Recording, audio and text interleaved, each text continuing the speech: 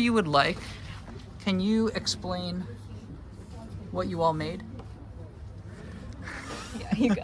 Okay, so we created a game called Stickman Ninja. So how this game works is that there's two players, both stick figures, and they each have their own game controller. So on the board, we each have our own left and right button for player 0 and player 1. And each player also has a sword for each of them. And these are just IMUs on a board, which you could use to do a sword block versus a sword stab. So a block, as you'll see later, will be in this state. And this will be blocking when a player is stabbing so that you won't get hurt. And then in stab, you have to be this way, and then you would go in a forward motion to be able to stab like it were a sword. Okay. So then now we could demo the game. Cool. So we have a button over here just to control like gameplay. Okay. And so we have our intro screen for Stickman Ninja. If you press the button, you see an instructions screen just so you know everyone knows how to play the game. And Dan and I will be demoing the game right now. Yeah. So we both have our swords currently in block mode. If we let it go, they'll be in kind of a wait stance or like just no, it's not blocking or stabbing, it's just kind of there. And then this is the stabbing stance. So you have to keep on hitting the other person to make sure there's some sort of damage. Now these are our health bars, and so everyone starts with a health of 100, and whoever gets to 0 loses. Okay. Cool. Ready? Yeah, I'm ready. So let's go.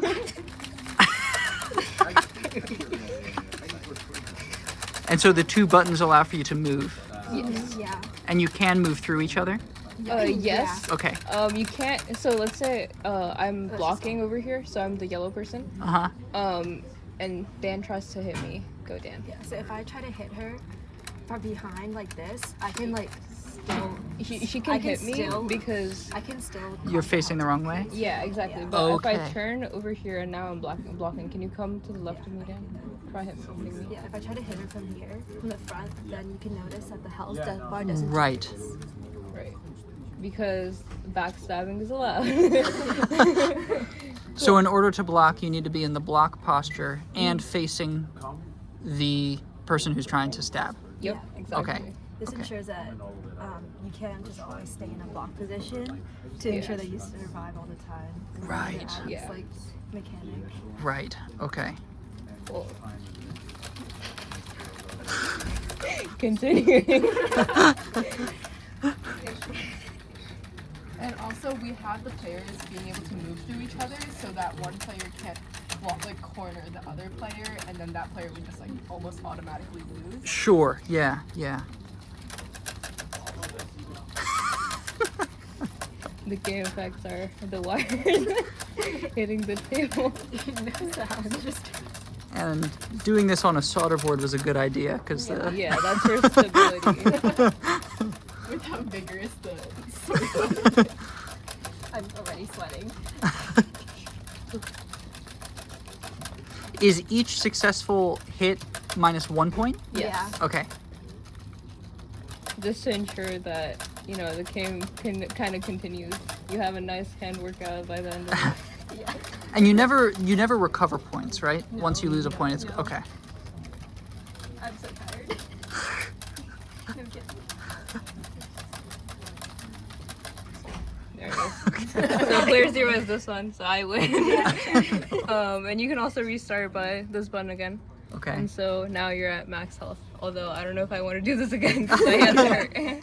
Awesome. So I'm noticing I'm just gonna tilt this a little bit. So the posture here is really kind of delightful.